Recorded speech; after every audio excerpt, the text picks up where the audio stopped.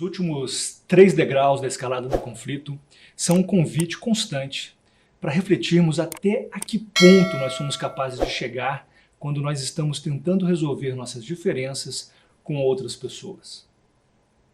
Imagine uma linha na sua frente e uma placa dizendo onde você vai entrar se cruzar aquele limite.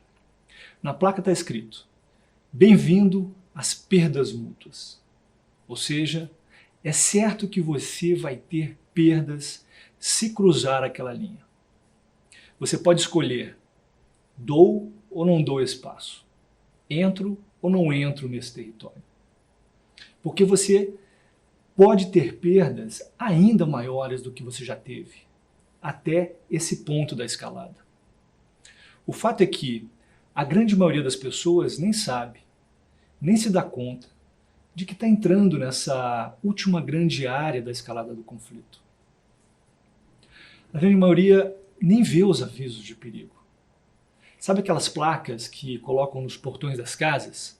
Cuidado, cão bravo, ou atenção, cerca elétrica. As pessoas, é como se elas não vissem esses sinais e elas entrassem nesses lugares onde elas vão ficar expostas a esse tipo de dano, esses possíveis danos. Atravessar o limiar da etapa 6 para 7 tem exatamente essa conotação. Existe aqui um perigo concreto, o de colocar em ação o que era só uma ameaça. Nesse vídeo você vai conhecer o que acontece nos últimos degraus da escalada do conflito e vai começar a acrescentar no seu conjunto de conhecimentos o que pode começar a fazer para resolver suas diferenças em cada etapa.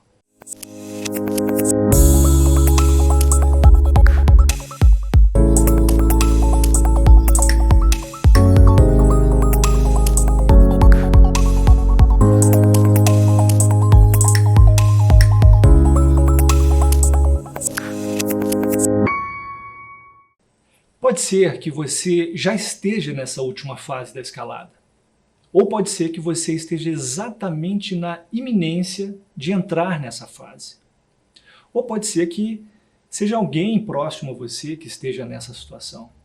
De qualquer modo, ter consciência de onde você e o outro lado estão na escalada do conflito é o primeiro passo para tomar uma atitude de reversão desse processo e resolução das diferenças de modo construtivo.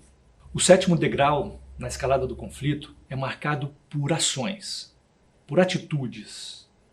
E que ações são essas? São aquelas que você disse que iria tomar se o outro lado não cumprisse uma exigência que você fez. A 7ª etapa ela é uma consequência da 6ª etapa, onde você ameaçou o outro lado com sanções caso ele não fizesse o que você estava exigindo. Se você continuar dificultando o contato com a minha filha, eu vou entrar com um processo de reversão de guarda ou de revisão de alimentos. Se você não pagar o que me deve, eu vou desativar o sistema de computador de administração da sua loja amanhã mesmo. Se você não for tomar banho agora, acabou o futebol com seus amiguinhos. Se você continuar falando comigo desse jeito, vai ter que arrumar outra pessoa para fazer esse trabalho. Se você chegar atrasado mais uma vez, é melhor você procurar outro emprego. Se você não recuar nessa ação, vamos ter que impor novas sanções econômicas. Se vocês não retirarem as tropas em 72 horas, nós vamos começar os ataques aéreos. Não importa o contexto. Se é entre o empregador e o empregado, se é um casal de namorados, se é um ex-casal tentando resolver diferenças sobre os filhos, ou se são duas nações em pé de guerra. A armadilha da ameaça é a mesma. Você está tentando pôr um ponto final no conflito, só que está fazendo isso de uma maneira coercitiva, ou seja, forçando o outro a ceder à sua vontade. Por que isso é uma armadilha? Porque se, o outro não concorda em fazer do modo que você está exigindo, você vai ter que colocar em prática a sanção que você disse que o outro sofreria. E 2, se o outro faz o que você está exigindo, mas de modo contrariado, você está criando a situação para ele revidar quando ele tiver condições. No 7º degrau, os ataques são de natureza limitada, ou seja, as ações são uma espécie de teste para ver se o outro lado desiste de seguir em frente. Uma ação judicial, por exemplo, pode fazer com que um lado pague o que está devendo e desista de levar o conflito adiante. Se isso não acontece, então as pessoas tendem a criar uma animosidade ainda maior, escalando ainda mais o conflito.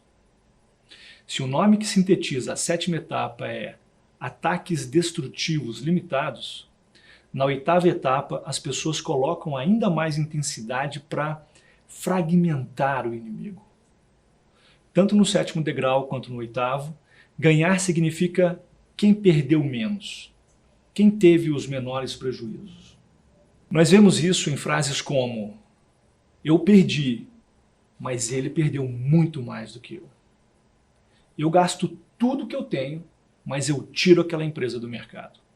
Na 8ª etapa da escalada, as pessoas praticamente param as suas vidas para se dedicarem à desintegração do outro. E a conta é bastante cara. Cara do ponto de vista financeiro. Advogados, processos, multas, perícias, prejuízos de investimento que não foram feitos, perdas econômicas por imposição de sanções e tantas outras coisas. Cara também do ponto de vista emocional. Raiva, angústia, ódio, frustração e mágoa. Tudo isso é misturado com medo, ansiedade, tristeza. Cara do ponto de vista físico. É muito provável que em algum momento essa tensão se transforme em doença, em estados depressivos. Essa conta também é cara do ponto de vista relacional, onde laços são rompidos, sócios viram inimigos mortais, filhos param de falar com os pais e se distanciam por anos ou até por uma vida inteira. Vizinhos proíbem seus filhos de interagirem entre si e protagonizam batalhas constrangedoras nas reuniões de condomínio. Países rompem relações diplomáticas e acabam sofrendo com as barreiras impostas um ao outro o tempo todo. Esse 8º degrau é bastante preocupante. E como diz o ditado, nada está tão bom que não possa melhorar e nada está tão ruim que não possa piorar. E é assim que a gente chega no último degrau da escalada. Sabe qual é o nome desse último degrau? Juntos para o abismo. Isso mesmo que você ouviu. É como se as pessoas não conseguissem enxergar nenhuma outra saída, nenhum outro caminho de volta. A única coisa que elas conseguem enxergar é a destruição total do outro. Nem que isso custe a própria morte, entre aspas, ou mesmo sem as aspas. Eu vou para o abismo, mas eu tenho que me certificar que o outro vai cair comigo. Sabe aquele ditado popular muito conhecido? Eu dou um boi para não entrar numa briga e uma boiada para não sair dela? Esse ditado ele se aplica perfeitamente aqui. Se a gente for pensar bem, esse ditado traz um pensamento absurdamente irracional, que leva a gente para uma armadilha criada por nós mesmos. A tal da boiada, entre aspas, acaba passando por cima da gente. Passa por cima de mim e por cima do outro. Passa por cima dos nossos interesses, por cima daquilo que nós mais valorizamos. Passa por cima dos nossos recursos, sejam eles financeiros, materiais, emocionais ou relacionais. Se você substituir nesse ditado a palavra briga por guerra, ficaria: eu dou um boi para não entrar numa guerra e uma boiada para não sair dela. Se o outro também tem esse pensamento, como é que você acha que vai acabar esse conflito? Com muitas mortes, com certeza. Pode ser a morte de uma empresa, pode ser a morte da sua qualidade de vida e da sua sanidade física e mental. Pode ser a morte de uma boa relação entre você e seus pais, entre você e seus filhos, entre parentes, entre vizinhos, entre sócios. Se a gente não tem consciência desse processo de escalada, quando a gente se dá conta, pode ser que o preço a pagar seja muito alto. Nos vídeos daqui para frente, eu vou trazer uma série de ferramentas e técnicas que podem ampliar a sua capacidade de lidar com as diferenças de forma construtiva, de forma mais criativa, preservando o que é mais importante para você e para o outro lado. E eu vou trazer outras pessoas para falar aqui sobre resolução construtiva de conflitos, dividindo as experiências e os conhecimentos delas com você. Por exemplo, eu comentei no segundo vídeo do canal, onde eu apresento pela primeira vez o modelo de escalada do conflito que eu uso como referência, eu comentei sobre a possibilidade de nós usarmos a mediação como um recurso disponível para desescalar um conflito ou evitar que ele escale ainda mais. Então imagine que nós estamos no estágio 4 da escalada, onde as pessoas estão com muita dificuldade de se comunicarem diretamente e começam a construir uma imagem, uma da outra, de polarização. Se elas não conseguem mudar o padrão de interação das suas conversas e tentativas de composição, elas podem optar pela presença de uma terceira pessoa, que pode ajudá-las a reorganizar o modo das interações e redirecionar os esforços para fazer com que os interesses sejam alcançados de modo satisfatório, preservando o relacionamento entre as partes. Nós podemos contar com a presença de um mediador, uma pessoa com perfil para esse tipo de tarefa e com um preparo técnico adequado para atuar nesse tipo de contexto. Um mediador pode ser entendido como um facilitador de uma negociação, uma terceira pessoa que ajuda duas ou mais pessoas a negociarem de forma efetiva, que ajuda a desbloquear uma comunicação não produtiva, que ajuda a neutralizar padrões de interação que estavam distanciando as pessoas dos seus objetivos principais e gerando desgastes cada vez maiores no relacionamento. Olha como é cada vez mais fundamental conhecer esse instrumento da mediação que está à nossa disposição. Se você e o outro lado, por exemplo, estão entre as etapas 2 e 3 e percebem que não estão conseguindo entrar em consenso, você pode contar com o mediador para evitar que a negociação ganhe contornos de ataques pessoais, na medida em que não se conseguiu chegar a um consenso sobre o que deve ser feito para resolver um problema ou aproveitar uma oportunidade. Você pode contar com um mediador para frear o processo de escalada quando o conflito já está no meio do caminho. E evitar, por exemplo, que as partes se vejam compelidas a colocar em prática as suas ameaças. Isso pode evitar um longo e caro processo judicial, por exemplo. A mediação pode ajudar a interromper esse processo de ataques mútuos que fizeram as partes perder a objetividade das suas ações para resolver um problema. E agora elas estão concentrando os seus esforços para se proteger, e elas fazem isso atacando o seu oponente. Se as pessoas já ultrapassaram o limiar que separa essa área intermediária da escalada do conflito e já estão com processos na justiça, por exemplo, também é possível contar com o instrumento da mediação para reverter uma dinâmica de perdas mútuas, típica dessa terceira grande área da escalada do conflito. Os tribunais oferecem essa possibilidade, inclusive lastreada por uma lei específica que regula esse processo de mediação.